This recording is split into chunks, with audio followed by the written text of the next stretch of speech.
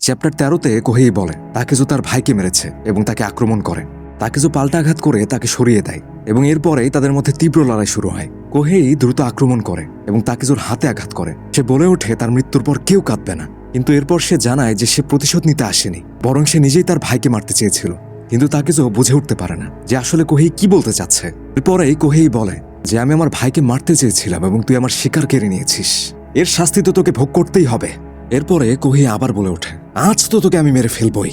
তাকেজো বলে মৃত্যু একদিন সবারই আসবে, কিন্তু আজ কোহেইর দিন। সে আক্রমণ করলে কোহেই অল্পর জন্য বাঁচে, কিন্তু তার মাথা থেকে রক্ত বের হতে থাকে। ঠিক তখনই সৈন্যরা এসে পড়ে। কোহেই দ্রুত সরে যায় আর তাকেজোকে আবার ঘিরে ফেলা হয়, কিন্তু সে থামে না। একের পর এক সে সবাইকে হত্যা করতে থাকে। যখন পেছন থেকে আক্রমণ আসে সে ঘুরে দাঁড়ায় এবং এক আঘাতেই শত্রুকে হত্যা করে। এবং ঠিক এই মুহূর্তেই একটা জিনিস পরিষ্কার হয়ে যায়, তাকেজো শুধু বাঁচার জন্য লড়ছে না, সে ধীরে ধীরে একটি শয়তানে পরিণত হচ্ছে। চ্যাপ্টার 14-তে আমরা দেখি তাকেজো সব সৈন্যদের মেরে একা বসে আছে। তার মনে একটাই কথা, মানুষ যতই তাকে ঘৃণা করুক, যতজনই তাকে মারতে আসুক না কেন, সে থামবে না। যতক্ষণ শরীরে প্রাণ আছে সে লড়াই চালিয়ে যাবে। তার কাছে জীবন মানে কাটা আর বাঁচা, এটাই তার বাস্তবতা। অন্যদিকে মন্দিরে তাকুয়ান ইচ্ছে করে আওকিকে উস্কে দিতে থাকে। সে একের পর এক অপমান করে এবং বলে এ লোকটা কোনো কাজের না। এমনকি সে অবাক যে তাকেজো কেন এখনো তাকে মেরে ফেলেনি। তাকুয়ান আরো বলে যে আওকি নিজের অহংকারে গ্রামবাসীদের জীবন ঝুঁকিতে ফেলছে। কৃষকরা নিজের কাজ ছেড়ে তাকেজোকে ধরতে ঘুরছে শুধুমাত্র তার আদেশে। এই কথা শুনে ক্যাপ্টেন আওকি রেগে যায় এবং তলোয়ার চালায়, কিন্তু তাকুয়ান শুধু হালকা একটা আঘাত পায়। তবুও সে হেসে বলে এইভাবে তলোয়ার চালালে তুমি কাউকেই কাটতে পারবে না,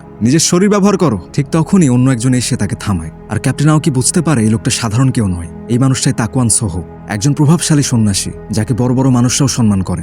তাকুয়ান তখন সরাসরি বলে দেয় আওকি, এত কিছু করার পরেও তুমি তাকেজোকে ধরতে পারোনি। তোমার জন্য শুধুমাত্র একটা পথই বাকি আছে, সেটা হচ্ছে সেপুক্কু। সেপুক্কু মানে হচ্ছে আত্মবলিদান।